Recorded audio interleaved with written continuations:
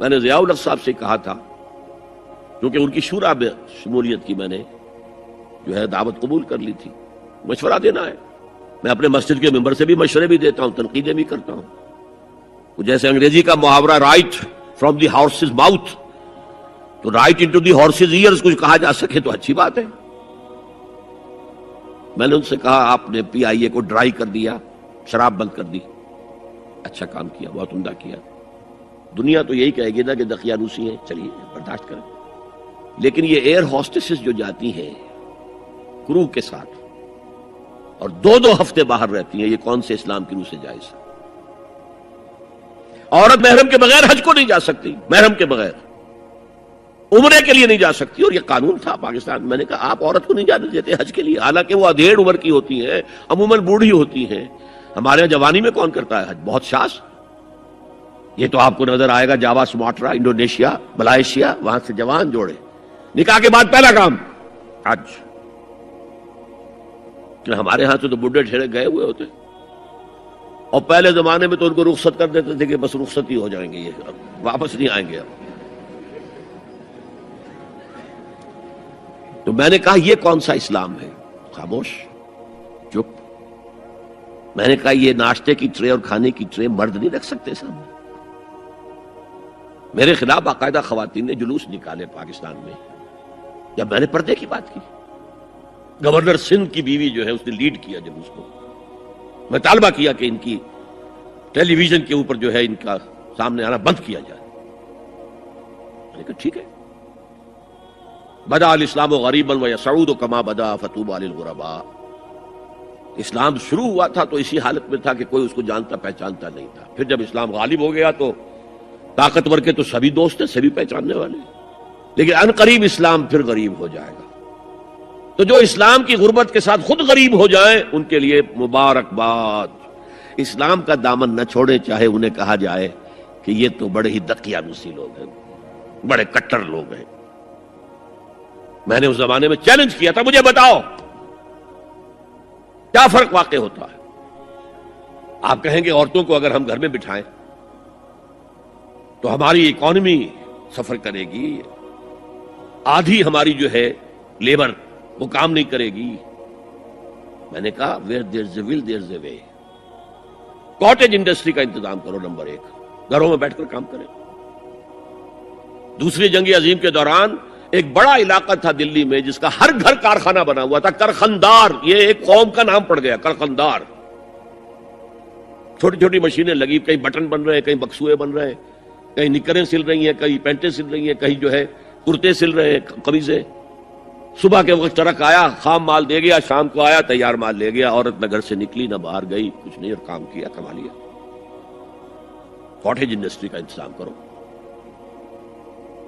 اسی طریقے سے ایسے یونٹ بناؤ انڈسٹریل جس میں عورتیں کام کریں، عورتیں سپروائز کریں.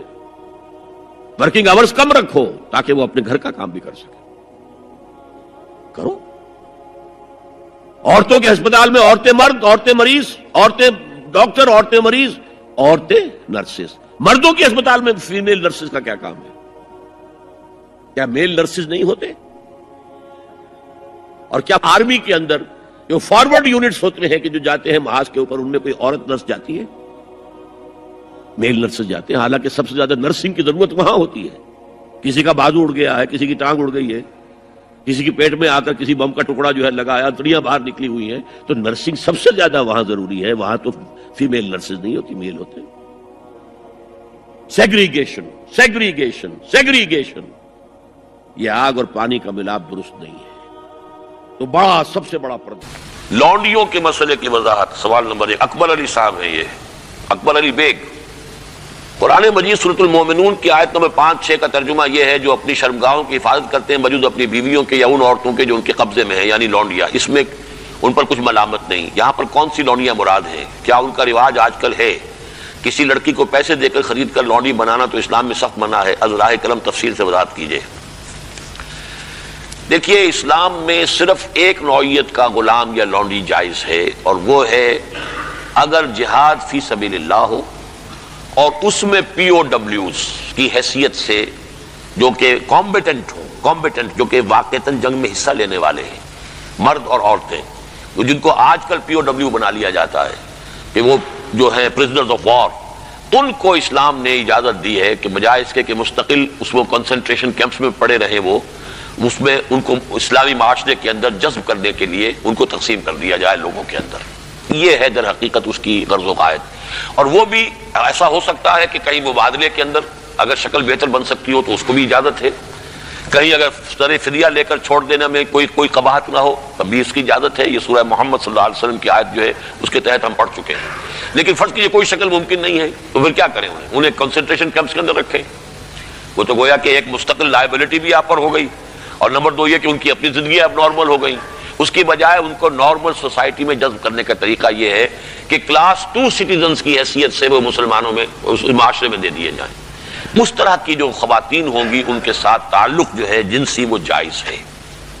یہ لونڈیاں جو اس طریقے سے لونڈی بنی ہو اس کی فروخت بھی جائز تھی. کسی آزاد مرد یا عورت کو پکڑ کر لونڈی یا غلام بنا لینا حرام مطلق ہے. یعنی جو کیا تھا انہوں نے امریکنز نے کہ افریقہ سے پکڑ کر لوگوں کو جو ہے وہ جال ڈالا اور آدمی کو لیا اور لے کر لے گئے اور زنجیروں میں جکڑ کر امریکہ میں لے گئے اور پھر انہوں نے غلام بنا کر رکھا. یہ حرام مطلق ہے. اسلام کی تاریخ اس نوع کے کسی بھی غلط حرکت سے بالکل پاک ہے، خالی ہے، صرف جنگ کے اندر. اور اس کا بھی میں نے آپ کو بتا دیا کہ یہ سارے اگر اس میں آپشنز نہیں ہیں تو پھر یہ کہ آپ انہیں غلام بنا سکتے ہیں اور ان کی پھر فروخت بھی ہو سکتی ہے. یہ ہے جو میرے علم میں ہے. باقی کسی کو خامخواہ آپ نے خرید لیا اور کسی کو پکڑ کر کسی آزاد کسی مرد یا عورت کو اور زبردستی لے جا کر کے بھیجا، یہ تو بالکل حرام مطلق ہے، بہت بڑا جرم ہے. یہ ضمنی سوال ایک صاحب نے کر دیا ہے کہ نکاح ان لونڈیوں سے بھی کرنا ہوگا. نہیں، نکاح لازمی نہیں ہے لونڈیوں کے ساتھ. نکاح تو کر لیا تو پھر تو زوجہ ہو گئی، وہ علیحدہ کیٹیگری کہاں رہی. لیکن ترغیب دی گئی ہے کہ اگر آپ کسی لونڈی کو آپ کی وہ لونڈی تھی، وہ تھی پی او ڈبلیو کے طریقے سے آئی تھی، کنیز تھی، آپ نے اسے آزاد کیا، اس سے نکاح کر لیا، بہت بڑا نیکی کا کام ہے. تو ایمینسیپیشن جو تھی غلاموں کی اور کنیزوں کی آزادی کے لیے راستہ اللہ تعالیٰ نے یہ پیدا کیا کہ بہت سے گناہ ایسے ہیں کہ جن کا کفارہ یہ رکھ دیا گیا غلام آزاد کرو، غلام آزاد کرو. اور اسی طریقے سے اس کو بہت بڑا نیکی کا کام قرار دیا گیا. فک و رقبۃ، گردنوں کا چھڑا دینا، آزاد کر دینا، یہ بہت بڑی نیکی ہے. تو اس حوالے سے اس کا معاملہ. اسی طریقے سے کسی لونڈی کے ہاں سے اولاد اگر ہو گئی تو اب وہ ام ولد ہو گئی، اب وہ لونڈی نہیں رہی، ام ولد ہو گئی، اسے فروخت آپ نہیں کر سکتے، وہ آپ ہی کے ہاں رہے گی. لیکن یہ کہ وہ آپ کا اس کا درجہ جو عام کنیز سے وہ بڑھ جاتا ہے. یہ تفصیلی قوانین ہے. اصولی سوال جہاں تک تھا اس کے حد تک میں نے عرض کر دیا ہے کہ اسلام میں یہ راستہ اب بھی کھلا ہے. اور اس کی حکمت کیا ہے اس پر میں بھی بہت غور کرتا رہا، اس لیے کہ بظاہر تو عام خاص طور پر آج کل کے حالات میں یہ چیز جو ہے ذہن انسان کا اس کو قبول نہیں کرنے کو تیار ہوتا کہ اس طرح کا معاملہ بھی ہونا چاہیے. لیکن میں یہ سمجھتا ہوں کہ وہ جو جہاد فی سبیل اللہ آخری دور میں ہونے والے ہیں، جن میں کہ حضرت مہدی اور حضرت عیسیٰ علیہ السلام کا معاملہ بھی ہوگا، اس میں سمجھتا ہوں یقیناً کوئی ایسے مراحل آئیں گے کہ جہاں اس انسٹیٹیوشن کو انووک کرنے کی ضرورت پیش آئے گی. اس کے لیے کہ اس کا راستہ شریعت کے اندر باقی رکھا گیا، کھلا رکھا گیا، اگرچہ اس کے بعد بڑی پابندیاں لگا دی گئیں. یہ بھی ہے کہ غلام کو وہی کھلاؤ جو خود کھاتے ہو، وہی پہناؤ جو خود پہنتے ہو. کام کا بھی بوجھ اس پر اتنا زیادہ نہ ڈالو کہ جس کا بہت مشقت والا ہو جائے. کوئی بہت سخت کام ہے تو تم خود بھی اس کے اندر شریک ہو جاؤ اس کے ساتھ. یہ ساری چیزیں ہیں، ان کے ساتھ نیک سلوک کرنا، اچھا سلوک کرنا. اسی کا نتیجہ یہ ہے کہ عالم اسلام میں ایک دور ایسا آیا کہ مشرق و مغرب میں سب سے بڑی حکومتیں جو تھیں وہ غلاموں کی تھی. یہ خاندان غلامہ کون تھے جو ہندوستان کے اندر پہلی حکومت بنی اسلامی؟ قطب الدین ایبک کون تھا؟ التتمش کون تھے؟ ملبن کون تھا؟ یہ سب کون؟ سبکتگین کون تھے؟ الکتگین کون تھے؟ یہ خود محمود غواری کون تھے؟ محمود غزنوی، یہ سب کے سب غلام تھے. اسی طریقے سے ممالک کی حکومت مصر میں، ہندوستان میں خاندان غلامہ اور ممالک مملوک کی جمع، مملوک غلام کو کہتے ہیں. تو ممالک کی حکومت مصر میں عالم اسلام کی دو عظیم ترین حکومتیں غلاموں کی تھیں. اس لیے کہ غلاموں کو وہ سٹیٹس دیا اسلام نے اتنے اونچے، اور ایسے ایسے غلام جو اتنے بڑے اساتذہ بن گئے کہ شہزادے ان کی جوتیاں سیدھی کرنے کو اپنے لیے فخر سمجھ رہے ہیں. اس لیے کہ عالم دین بن گئے، اتنا بڑا علم انہوں نے حاصل کر لیا کہ اب وہ جو شہزادے جو ہیں وہ ان کی خدمت کر رہے ہیں. تو اسلام نے اس کے لیے بڑا حکیمانہ انداز اختیار کیا ہے. ایک یہ کہ پہلے ان کو بڑے نیچرل انداز میں معاشرے کے اندر جذب کر دیا جائے. بات بجائے اس کے کہ اب نارملی وہ کنسنٹریشن کیمپ کے اندر پڑے ہوں اور سڑ رہے ہوں وہاں پر، ان کی زندگی نہ زندوں کی ہے نہ مردوں کی ہے، اس کی بجائے یہ شکل اختیار کر لی گئی، ان کے ساتھ حسن سلوک کی ترغیب دی گئی، ایمینسیپیشن کے راستے کھول دیے گئے۔ باقی اس انسٹیٹیوشن کو بالکل ختم اس لیے نہیں کیا گیا میرے نزدیک واللہ عالم کہ اس انسٹیٹیوشن کو انووک کرنے کی ضرورت پیش آئے گی آخری دور کی جنگوں میں، واللہ عالم۔ کہ ایمان دل میں آ گیا تو ایک کشاکش اندر شروع ہو جائے گی۔ میں اگر فرائیڈ کی اصطلاح استعمال کروں تو ایگو اور اڈ یا لبیڈو میں تصادم ہوگا۔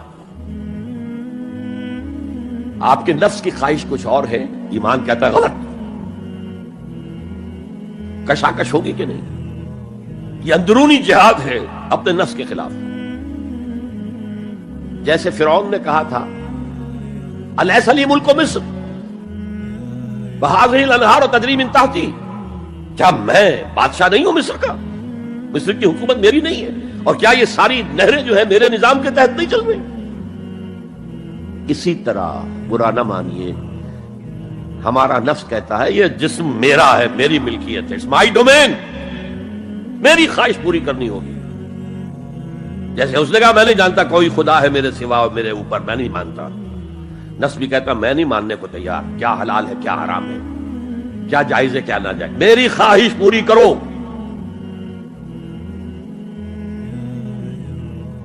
اس کے خلاف جہاد، یہ پہلی منزل کا جہاد ہے، اور آپ کو معلوم ہے 3 منزلہ عمارت ہے، تو بلند ترین تو ہے تیسری منزل، اہم ترین ہے پہلی منزل۔ پہلی منزل بنے گی تو دوسری بنے گی، دوسری ہوگی تو تیسری بنے گی۔ پہلی منزل یہ ہے اور اہم ترین یہ ہے۔ اسی لیے مولانا روم نے کہا نفس ماں ہم کم طرز فرعون نیست، میرا نفس بھی فرعون سے کم نہیں ہے، لیکن ایراعون نیست، اس کے پاس لاؤ لشکر تھا، اس نے زبان سے بھی کہہ دیا تھا انا ربکم الاعلی، میں ہوں خدا۔ میرا نفس بیچارہ اس کے پاس کوئی لاؤ لشکر نہیں، زبان سے تو یہ کچھ نہیں کہتا، اندر یہی کہتا میں بادشاہ ہوں اس وجود کا، میری مرضی پوری۔ اسٹرگل اگینسٹ دس بیسر سیلف، ایک سیلف ہے اونچی سیلف، خودی، انا، ایگو، اور ایک ہے یہ بیسر سیلف، یہ ہماری جبلتیں جو اندھی بہری ہیں، جو حلال اور حرام سے انہیں کوئی غرض نہیں، ان کے خلاف جہاد کرنا۔ آپ نے فرمایا صلی اللہ علیہ وسلم المجاہد من جاہد نفسہ، اصل مجاہد وہ ہے جو اپنے نفس کے خلاف جہاد کر سکے۔ تمہارے اندر یہ دشمن تو بیٹھا ہوا ہے، تکڑا ہے، تمہیں کنٹرول کرا، چلے وہ باہر کے دشمنوں سے جہاد کرنے کے لیے، تم نے ٹانگے کو گھوڑے کے آگے باندھ دیا۔ اور ایک دفعہ حضور سے پوچھا گیا ایو الجہاد افضل یا رسول اللہ، اے اللہ کے رسول سب سے افضل جہاد کون سا ہے؟ فرمایا ان تجاہد نفسک فی طاعت اللہ، اپنے نفس کے خلاف جہاد کرو، اسے اللہ کا مطیع کرو۔ یہ جو اندر کی کشمکش ہے، کشاکش ہے، یہ جہاد فی سبیل اللہ کا نقطہ آغاز، اللہ کا مطیع بنانا ہے نفس کو۔ اس کے ساتھ 2 سب لیول اور ہیں۔ اس نفس کو بھڑکانے والی ایک قوت ہے انویزیبل، اور ویزیبل بھی ہے۔ انویزیبل قوت سب سے بڑی ابلیس، شیطان، لعین، اور اس کے چیلے چاٹے جنات میں سے، اور ویزیبل میں انسانوں میں جو اس کے ایجنٹ ہیں، جو فحاشی کو کلچر کا نام دے، یہ اس ابلیس کے چیلے ہیں۔ ان کے خلاف جہاد نہیں کریں گے آپ، اگر آپ ان کے خلاف ایگریسو ایٹیٹیوڈ اختیار نہیں کریں گے تو آپ ان کے دباؤ میں آ جائیں۔ ان الشیطان لکم عدو فاتخذوہ عدوا، اے لوگوں یہ شیطان تمہارا دشمن ہے، اس کو اپنا دشمن سمجھو۔ وہ تمہیں سبز باغ دکھاتا ہے، بدی کو مزین کر کے دکھاتا ہے، اچھے اچھے نام اس کے رکھ دیتا ہے، اور تمہیں آمادہ کرتا ہے بدی کے ارتکاب پر۔ نہیں، وہ تمہارا دشمن ہے۔ افتتخذونہ وذریتہ اولیاء من دونی، تم مجھے چھوڑ کر اسے اور اس کے چیلے چاٹوں کو تم اپنا دوست بناتے ہو۔ نہیں، شیطان کے خلاف جنگ کا۔ اور تیسرا اس پر سب لیول کیا ہے؟ معاشرہ اگر بگڑا ہوا ہے، اس کا عمومی رجحان برائی کی طرف ہے، تو سوشل پریشرز آپ کو ادھر دھکیلتے ہیں. جیسے کہ اگر کوئی موب جا رہا ہے تو اس کے ساتھ چلنا تو بہت آسان ہے، وہ خود ہی آپ کو دھکیلتا ہوا لے جائے گا. اس کے خلاف چلنا بہت مشکل کام. ہو سکتا ہے آپ بڑی زور لگا کے 4 قدم آگے بڑھیں، پھر کو ریلا آئے 10 قدم پیچھے لے جائے. تب 2 ہی راستے ہیں، زمانہ بات و سازت.